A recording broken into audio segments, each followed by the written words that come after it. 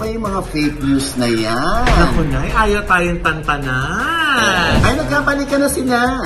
Inoferan din ng GMA ang manager ko na si OG Diaz na lumipat sa network nila. Sino yung Kim Rodriguez na yan na nag-post? Ay, bakit yan ang pinatulan ni Joshua? Parang yung iba negative na talaga. Parang yung iba, pag kunwari, may nangyari nga masama kay Chris, o tinan nyo na. Sabi ko na, dyan din punta niyan. Hello mga ka-update, ito po ang inyong mga lingkod. Ito ba si Mama Loy? Si Joshua po. At ito naman po si Papa O, si OGPS. Ano pa nga ba? Ang lagi niyong inihirit sa amin. Ay! Chika mo na! Ako nakakaloka, ichichika ko talaga tuloy. Ano to, Nay? Sa kabila ng selebrasyon ng kaarawan ni Jex. Ay nako, ano ba yung mga fake news na yan? Naku na, ayaw tayong tantanan. Oo, ano ba yung unang fake news? Ay, ito pa rin kay Heart Evangelista. Oo. Kahit saan tayo magpunta na, laging tinatanong tayo, ano bang totoo dito sa sa hiwalayang Senator Cheese Escudero at saka Heart Evangelista? Ay, nagkabalik ka na sila. Ano ba? Nainip ako eh. Ang lang hiwalayan eh. Di ba? Ano yung fake news doon? Ay nako, sa sobrang rurok siguro ng ng imahinasyon ng ibang mga tao, di ba? Yung ibang mga YouTube channel, sinasabi, hiwalay na. Eto na, nako, for the first time, merong isang News Daily na nagsabing ang GMA daw ang maglalabas ng statement tungkol sa hiwalayang Senator Cheese Escudero at saka Heart Evangelista. Ano sinabi ba dyan? Sabi dito, kumpirmado na raw. GMA, maglalabas ng statement sa hiwalayan ni na Heart at Cheese. Ayan, ang GMA7 daw maglalabas ng official statement para kumpirmahin ang hiwalayan ni na Senator Cheese Escudero and Heart Evangelista. Naglabas pa ang GMA. Ay, eto yung nilabas ng GMA, nice! Sabi dun sa post ng GMA Network na verified, sabing ganon, beware of fake news, mga kapuso. Paano yun? So, fake news. So, hindi maglalabas ang GMA, Nay. Hindi man dapat ang GMA or ABS-CBN o kahit anong network ang dapat maglabas. Dapat si Cheese Escudero ang maghayag ng kanyang damdamin. Na totoo kung sila ba'y hiwalay na or hindi pa. Kasi patuloy yung spekulasyon na nanganak na daw. Ay! Sino? Imagine, nabuntis tapos nanganak na daw. Ang bilis naman. O yung di umano'y babae ni Cheese. Ay, oh my gosh. Oo. Pero Nay yung nanay ni Heart Evangelista nagsalita na tungkol dito sa issue na to. Bakit dati ba siyang tipe? Hindi, dahil tungkol lang sa issue na to. May ingay na sa paligid natin. Hindi na mapigil yung mga sarili nila, di ba? At nakalive tayo sa kanila. Ang dami. Kasi may birthday nandito eh. Ito mga kanila. Diba? Ang dami naming cast. Pero pinipilit po nila maging tahimik para po sa inyong lahat. Tagalog na yan, i-Englishin ko pa ba? Anong picture ba yung usapan natin? Eto na nga, yung nanay ni Heart Evangelista na yung nagsalita. Ano sabi ba niya? Ang sabi niya.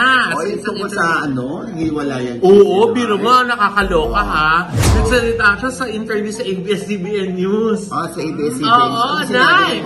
Eto na yung nasasulat. Basa. It's their private life, so I am just praying for them. Sabi niya. Cecilia was quoted as saying in an interview with ABS-CBN News, I know they will be okay. I've known Cheese to be a mature and grounded person. That's why I am happy for my daughter. At least positive pa rin si Mami. Confident pa rin siya, di ba? Na maayos yung dalawa at saka meron pa rin siyang confidence kay Senator Cheese Escudero na maayos kung ano man yung pinagdadaanan nila. At syempre, nanay yan, pero feeling ko hindi yan ang totoong sa loobin ni Mami. Talaga? Oo, kinakalamay lang niya ang kanyang loob. Talaga? Oo. Ano sa tingin mo yung sa loobin niya? Parang feeling ko, Ano sa tingin mo yung sa loobin niya? Ayaw na siya.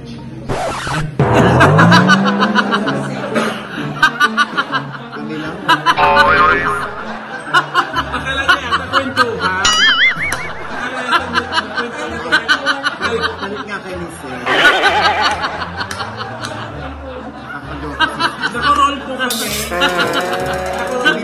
nagsasabi na ayaw nung nanay ni Heart kay Cheese, ha? Oo. Si Cesco.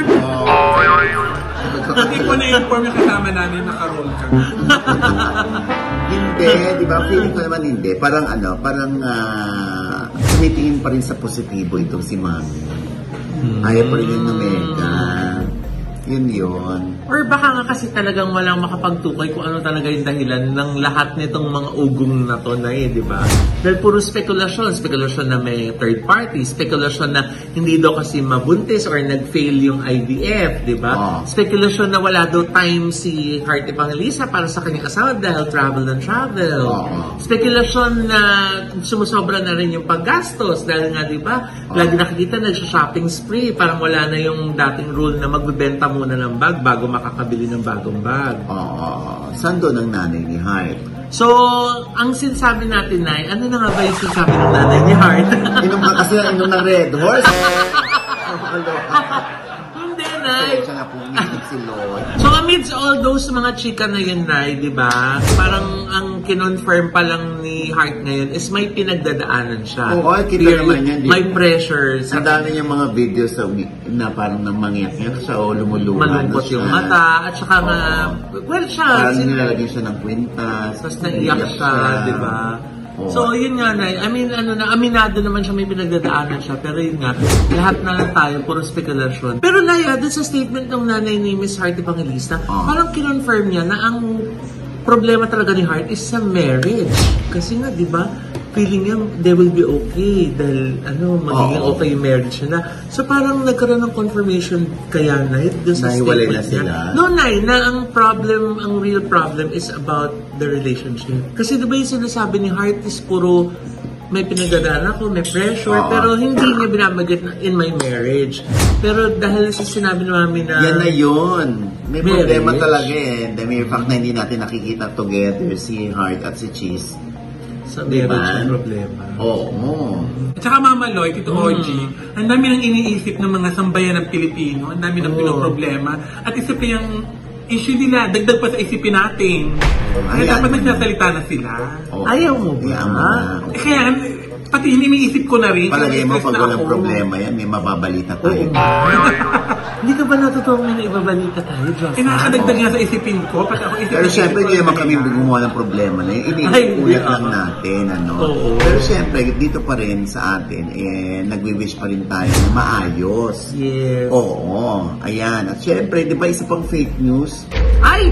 Yun sa alaga mo. Nakakaloka. Totoo ba yun? Ang haba-haba ng message ni Kim Rodriguez. Siya ba yun? Naku, dahil hindi si Kim Rodriguez yun. Si Kim Rodriguez po yun nasa Darna ay alaga ko na po. From GMA7 yun. Tapos po, meron lumabas na chika na papatayin daw yung character niya sa Darna sa September 30. Naku, may pecha pa talaga. Oo, at last day na raw niya yon at babalik na raw ulit siya sa GMA dahil in-offeran siya na bumalik sa network. In-offeran din ng GMA ang manager ko na si OG Diaz na lumipat sa network nila. Tinanggap ng manager ko na si OG ang offer ng GMA na lumipat sa network. Paulit-ulit halatang Bobita Bumblebee yung sumulat nito. So teka lang na, ililipat ka na nga sa GMA? Diyos ko, unang-una, walang alok. Paano ko lilipat? Dalawa daw kayong lilipat? Hindi po totoo. Hindi po totoo. Patuloy po nag-titiping. And katunayan, nasa lock-in po ngayon si Kim Rodriguez. At ang lakas-lakas ngayon ng clamor dun sa character niya. Inaabangan. Correct. Oo, diba? Congrats, apakahusay naman kasing umarte. Pero teka lang, Nay. Doon ako nagtataka. Sino yung Kim Rodriguez na yan na nag-post? Siyempre, impostor. Impostor to, hindi to si Kim Rodriguez. Nakalagay kasi dito, si Kim Rodriguez ay nasa GMA Network. Yun lang ang nakalagay. Pero meron po siyang official fan page na Lloyd, 5.9 million ng followers sa Facebook. At saka verified, may blue check, Oo, diba? Kaya hindi truly yun. Okay? Ay, naku. Fake news na naman. Grabe, no? Oo, ha? Pero, Nay, ano masasabi mo? Wala. Okay. So, ano na, Diyos and joke? Ano nga yung tanong mo? Hindi. How do you feel na ang dami ngayon natutuwa dun sa character ni Kim Rodriguez? Siyempre, natutuwa ako dahil napapansin ng aking anak. Oo. May mga nagsasabi na yun na netizen na si Kim Rodriguez daw kaya ang bago mong Liza Soberano. Ay, magkaiba naman si Kim at si Liza. Si Liza nag-iisa. Si Kim ganun din. May kanya-kanya silang identity. Magkaiba sila ng level. Magkaiba kami. Sorry pa si Josa rin po pala, alaga. Wala po akong choice. At saka na may iba pa mga netizen nagsasabi, mas nag-shine daw ngayon si Kim Rodriguez nung nasa kapamilya na siya. Maraming salamat po. Oo. At may clamor, ha? Yeah. Mahusay naman kasi umarte si Kim. Yeah. Diba? Mabait. Tsaka hindi sa mga kasama niya sa show yung maraming praises sa kanya. Oo. Lalo na yung si JRB, si Julian Benitez, yung head ng Darna, na sobrang tuwa kay Kim dahil hindi maarte sa set. Yeah. Pagdating ng bihisan, sa set nagbibihis. Iko-cover lang ng bahagya, magbibihisan. Wala pakialam yung bata. Oo, talaga. Hindi maarte. Hindi maarte. Siyempre, pag stylist ka, tapos minsan may mga naghahanap pa ng, kailangan CR na malinis. Ay, siya wala. Tapis-tapis lang. Oo. Sa importante doon, Doy, walang paglaki ng ulo. Tama. Pero parang kay Josanay, wala tayong naririnig na ganun sa ibang mga nakatrabaho niya. Na ano? Wala po upuri? Na hindi lumalaki yung ulo. Si Josa? Oo. Paano sila may masasabi? Wala pang ginagawa sila. At saka wala pa man, nag-attitude. Pero malaki nga daw ulo ko. Ang ano man ang inis namin, hydrocephalus.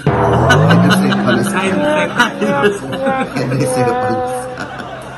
Inako, Mama Lloyd, Tito OJ, speaking of fake news. Nakita ko ng ina at ng tatay, agang-aga na ako. Iyak na lang ng iyak. Bakit? Aba, hindi nila alam kung anong pinagdadaanan ko. Sabi ng ina at ng tatay, ano Diyosa? Agang-aga ko iyak ng iyak diyan. Atungal ka ng atungal. Anong tong iniiyak mo diyan? Inay, tatay, ang feeling ko wala na akong ginawang tama dito sa mundo. Lahat ng ginawa ko, lahat ng desisyon ko, mali. Siguro hindi niyo ako mahal, inay. Lahat ng ginawa ko dito, mali. Wala na akong ginawang tama. Grabe naman yung damdamin. Ang lalim ng hugot ni Josa. Yun na kaya sabi ng ina at ng tatay, anak, fake news lang yun. Yung narinig mo yan. Fake news yan. Nagkakamali ka. Nagkakamali ang iniisip mo. O, tingnan nyo na. Kasi sabi niyo na, mali na naman ako. Mali na naman. Lagi na naman ako. Wala na akong ginawang tama dito. Namalong. Tahan na tayo. Totoo pala. Nakabalik ka. At tiyak, pati kayo. Pati naman kayo. Kayo na manager ko. Wala na talaga akong ginawang tama. Mamalong. Gagawin ko. Mamalong. Na-sure ka bang kinuha mo siya? Ha? Sure Baka ako yung nagkamali. Ay, pero ito hindi ito nagkamali. Tama siya. Sino? Si Julia Barreto. Saan ito? Tama siya dun sa sagot niya. Dun sa contest dun sa LOL, yung Marites. Anong tanong? Ang tanong, sinong sikat na aktor ang nalilink ngayon sa YouTube content creator na si Bella Racelis? Dahil madalas i-like ni aktor ang mga post ni girl. Ang mga choices. A. Diego Loizaga. B. Alden Richards. C. Donnie Pangilinan. At D. Joshua Garcia. Bago siya sumugot, sabi niya gano'n, ay si Joshua, malike tong person na to eh. So, Joshua Garcia. Pero wala raw siyang alam. Ha? Sabi? Oo, wala raw siyang alam doon. Pero hindi tama siya yung sagot updated, niya. Pero sumigaw na lang doon sa audience. Sumigaw yung pangalan ni Joshua Garcia. Nung lumabas yung tamang sagot na si Joshua, tapos pinakita yung mga pictures nila ni Bella Racelis, di ba? So sabi niya gano'n, kung saan happy, doon tayo. Sa tingin mo, walang halong bitterness yung pagkakasabi ni Julia na yun? Feeling ko naman masaya si Julia sa piling ni Gerald. At masaya si Julia para kay Joshua.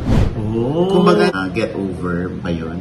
Ni Julia itong si ang pag-ibig niya kay Joshua. Kaya di ba sabi ni Julia dati, dapat pakilala mo sa akin kung may love life ka na. Ay. Or, huwag ka muna mag-love life. Ay, kaya sabi ni Joshua, di ba? Ay, bakit ikaw lang? Kasi ako hindi. Oo, di ba? So, para mag-usap sila ng gano'n, ibig sabihin, wala nang bitterness. Okay na silang dalawa. Pero tapos na nga kaya na yung laban? Depende yan kung iinom ka ulit ng Red Bull. Ha? Baka naubos niya na po yung Uy, Red hindi! Happy birthday! Wala, it's showbiz na rin. Hindi, Nay, kasi di ba ang sabi ng mga netizen, tapos na daw yata yung laban, parang tapos na yung pila para kay Joshua Garcia. Oo. Dahil mukhang meron na napupusuan itong ating matini idol. Oo nga, sino nga yung dating sinabihan ng isang netizen na matutong pumila? Si Bella din. Bella Porch. Bella Porch. Meron pa isa. Ay, si Nicki Minaj. Spell. Nicki na nga lang wala ni Minaj. Anyway, ayan. Diyos ko, pagkagwapo-gwapo talaga nito si Joshua, no? Oo. Talagang sought after. Tsaka yung mga pictures nila ni Bella Rosales, parang sa sweet, no? Ayan, tignan mo, Oo nga. May meaning na kaya niya yung mga dantay-dantay na yun ni, Bella kay Joshua. Correct. Oo. Yung iba naman talagang, super, yung pag-inggit-tikit. Kasi syempre, mas maganda naman si dyan kay Bella. May mga ganon. Bakit yan ang pinatulan ni Joshua? May mga inggiterang palaka. Ay! Oo. Kasi naman, talaga naman pag kay Joshua na, hindi ka ba maiinggit kung sino man ang mapapusuan niya? Correct. Di ba, mapapasana all ka talaga pag meron lang napusuan si Joshua? Oo, si Josa. Oo. Di ba? Kumusta yung love life mo, Josa? Ano nga po yung next item natin? Gusto ko ng syuma? Siya! Happy birthday! Kwento mo sa kanila na lahat ng my day mo, nakasama mo yung mga bagets, magkano nga bigayin doon? Para pumayag lang magpa-picture sa'yo. Ay, naku, pang-Jollibee lamang po. Pero, isang bucket. Ganun ka mahal? Kasama ang family, para boto agad ang family. Pero hindi nga, Diyos, yung mga nakakasama mo ba sa picture mo? Mga love interest mo ba? Yung mga crush mo? yun. Hindi, Mga friend ko lang yun. May TF, no? Mga friend ko. Friends mo? Sabi, mag-my day nga tayo. Kasakapin mo ako yung pinag-my ka sa akin. Ganyan. Tapos, bibigyan ko tamang yung 500. Mahal naman ang sabi ko, punta kita sa school na lang kitang pagkain.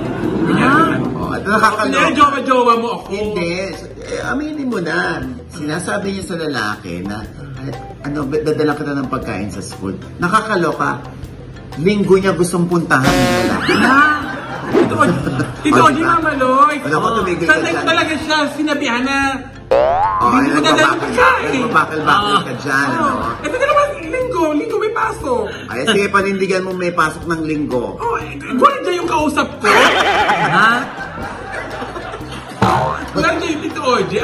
Lahat ng gen ng mga kabataan, baby ko. Matanda nito, may dinalan pa ako ng isang pagkain. Bakit? Baby ko. Kala ko mga pagkamal akong jowa. Sabi ng mga klase, yung nanay mo nandyan na. Siyempre, kung pagkakamala kang nanay, tinan mo naman, hindi ka malamang patina ng buko. Iba pa ka ng manok. Di ba parang, parang ng buntot ng kabayo. May na naman ako. Akala ko ikatataas ng rating. Mali na naman ako. Ayoko na nga. Alisin mo na yan. Alisin mo na. Akala ko ikagaganda ko ito. Ito ikagaganda ng araw mo. Ay, ano to? At ikagaganda ng araw nating lahat. Lalo na yung mga nagmamahal sa kanya. Dahil mukhang papalakas na itong si Chris Aquino. Oo, alam mo naman ako, ang hudyat sa akin ng kanyang paglakas yung pagbabalik niya sa social media. Yung pakahaba niyang maggawa ng caption. Pag nag-IG post siya. Tama. Alam na sinabi niya sa IG? Eto sabi niya, Nay! I didn't want to post until I had clarity about my health situation. Maraming salamat po because I know from my ate and friends back home that many still continue to pray that I get better. Tomorrow morning our time, rest muna my left arm because oras natin. tatanggalin my PICC line. Sabi niya gano'n. Nalagpata tayo 30 minutes. Bawas na naman yung joke ko dito. Bawas na naman. To our new friends and guardian angels in Houston, our love and gratitude is forever. Thank you, Ate Ray and Christina, as well as Tita Marie. Good night, and God bless to all with hashtag love, love, love from Kuya, Bim, and me. Ganon. Yun naman Sabi niya ganun na kasi naguluhan daw yung ate niya, sabi gano'n. Dalaw daw yung autoimmune disease yan nung umalis sila. Actually daw 3, ngayon daw 4, pero papunta ng 5. Tapos magkikimo na daw siya. So, ang sinabi nga daw, malulugas yung hair. So, care muna daw sa vanity, di ba? Ang importante, lahat ng mga kailangan gawin sa kanya ng mga procedures, magawa para sa ikagagaling niya. Sabi nga ni Chris, di ba? There have been times I wanted to give up because of fatigue and being forever bedridden. The bruises all over my body that suddenly appeared, my inability since February to tolerate solid food, headaches, bone-deep pain in my spine, knees, joints, in my fingers, and my constant flares, especially in my face, that just keep getting worse. But, gusto mo yung ganon? Yes. I remind myself, Kuya and Bemb still need me, and mahiya naman ako sa lahat ng mga patuloy na nagdarasal para gumanda ang kalusugan ko.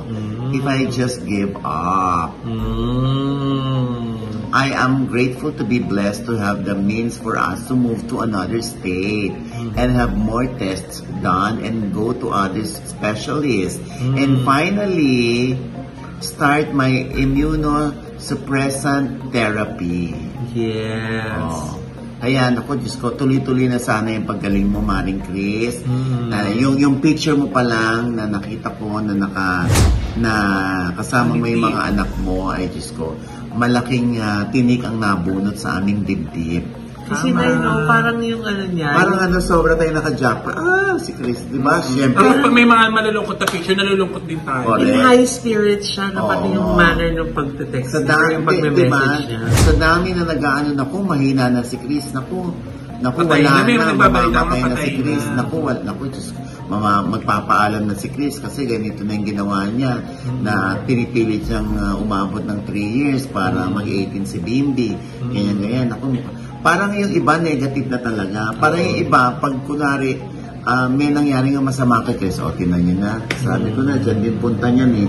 Pero ito, para makita natin yung mukha ni Chris na nakangiti kasama ang mga anak, ay, Diyos ko po, para tayo nanalo sa jackpot, sa loto. Waechos, sobra kong love yun si Chris. At saka nagjo-joke pa siya, no? Maring Chris, pagaling ka, palakas ka. Yes. Gusto namin makita ulit isang Chris Aquino na bubbly, alive sa kanyang programa bilang host. Okay? Count on me po, count on me. Isa po ko sa natutuwa at nagdadasal. Yes. Chris. Ayan. Count on me. Ayan, sa kanya ka umasa. Tama ka ba yung English? Count on me, Argentina. At saka, Miss Chris, tama yung sinabi mo, kebs mo na sa vanity, importante yung health, di ba? Correct. At saka kahit may hair ka o wala, pretty ka pa rin. Yun yung importante, di ba? Correct. And with that, mga kaibigan, ito po ang inyong mga lingkod. Ito po si Mama Loy. Naku, kung hindi po namin yung subscriber, sana naman mag-subscribe na po kayo. Siyempre pa, ang kanya-kanya naming channel. Sana mag-subscribe po kayo sa channel ko. That's Mamaloy. M-A-M-A-L-O-I. At meron po akong bagong vlog dyan tungkol doon sa isang organisasyon na nagpapakain po ng ating mga homeless, ng mga nasa... Hindi mo lang sinakyan yung mga... Akala ko boneless. Yung mga homeless, yung mga nasa kulungan po, yung mga ating mga inmates, at saka yung mga nasa ospital, at saka mga frontliners po natin. Kung ano po yan, ako, bisitahin niyo po yung vlog ko. Bakit hindi mo pas aminin sa kanila na may jowa kang inmate? Ha? Hindi. Ito po kasi yung Kawa Pilipinas ni Ate May Paner, si Juana Chase. Si May Paner. So, makikita niyo po dyan kung paano rin po tayo pwedeng tumulong kung gusto po niyo tumulong, magpakain ng mga nagugutom, di ba, Nay? Correct. At Josa? Siyempre, kung kayo po ay nabitin dito sa Showbiz Update sa aking mga kalumahan, pumunta po kayo sa aking YouTube channel and please subscribe. At kung ayaw nyo po mag-subscribe, baka naman po, please subscribe pa rin po. Ayan. At syempre, si Petit at si Maggie pa rin. Ay, asa yan yung Tito Oji, tawa ko ng tawa. Panoorin ninyo. Diba? Sabi sa inyo, nakakatawa talaga yun eh. Diba? May prompter tayo, Tito Oji, may sumisigaw. Sabi niya, workshop. Meron po kami OGDS acting workshop para sa teens 13 to 13 and above. Wow! Pumunta lamang po kayo sa fanpage namin, OGDS acting workshop. September 17 and 18. Wow! Saturday and Sunday. Ayan, ako, aanin naman ng tagumpay si Ellen Lihim na sa workshop. Kailangan may quota yan. Diba? Kakaloka. Ayun o, may isa pa rin dito nagka-teleprompter. Ano yun? Thank you lang ako sa mga nagbigay ng birthday. Ay, yung may birthday. Parang lasing na. Parang lasing na. Parang lasing na siya. Sandali lang, alam mo ba sino yung nagpa-birthday sa'yo, treat ngayon? Ay, sino na? Hindi ako itong si yung taga New York. Ay! Ba't hindi lang ako din sa New York? Cubao? Hindi tangi. Yan, syempre nagpadala ay si Romer Gutierrez Haso. Yung friend natin from New York. Ang RCC Staffing Solution USA. Ayan, syempre nagpadala kay Jex. Tapos yung sukli niyan, Jex, ay mapapa sa iyo. Bili pa kayo. Bili pa. Charity. Charity. Oo nga, alam nyo, hindi talaga nagbibigay si Jex. This time, bibigay niya po yung sobra dito. Sa mga nabiktima ng bagyo. At isa sa mga nabiktima ng bagyo. Yun nga. Ba? Isa ako sa nabiktima, kaya sa akin di mapupunta. Hindi, thank you, Sir Romer. Ayan. Thank you, Romer, ha? Salamat. Si Romer, pwede rin po sa akin i-direct. Walang tiwala sa iyo, Nay. Lilinggo-lingguhin ka. Pagsisisihan mo din. Walang tiwala sa iyo, Nay. Walang tiwala na pinadaan sa iyo. Ay, hindi. Diba, tinakita ko nga. Diba sinabi ko sa'yo, Jex, meron ka matatanggap pa. Kasi kukwentahin ko lahat yung binili ko. Yung sobra, doon ko ibibigay sa'yo. Ang nangyari, negative pa, Jex. Yung soju, nakamagkanting soju. Pati yung pati yung red. Ano ba sinasabi ni Jex? Huwag na kayo mag-inom, lasing na kayo. Yung Yakult sa mga anak ko yun, ha? Tinungan namin sa rek. Magkano isa yun? 135, isang balot yun. Alam mo Natural ako. Nag-grocery. Umaga yan, nandito yung kumakatok dito si Yakult Girl. Tapos meron pa yung bumili pa kami ng Tiger Wings. At akala ko Pinoy na mayari yan ni Robert. Ay, sorry. Bigay pala ni Robert Herrera yung Tiger Wings. May napakasarap na chicken wings. Iba-ibang flavor. May makapuno, ube. Maraming flavor. Sorry, buko salad pala yan. Hindi naman kumiinom ng Red Horse, ba't parang ako ang lasing? Pasalamatan ko lang din sa... Ano ba yan? Pwede bang sa next mo na?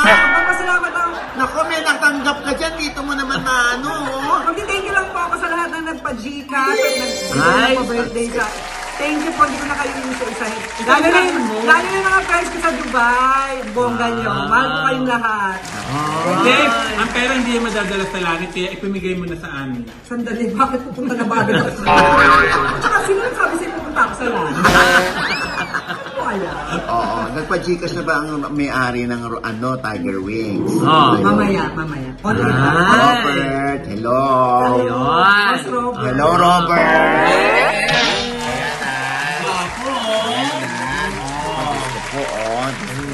Ayan na. Mamaya yan, mamaya. Naku, humahabol, Si Ninong Ses! Bumubulot na! Bumubulot ang baliso!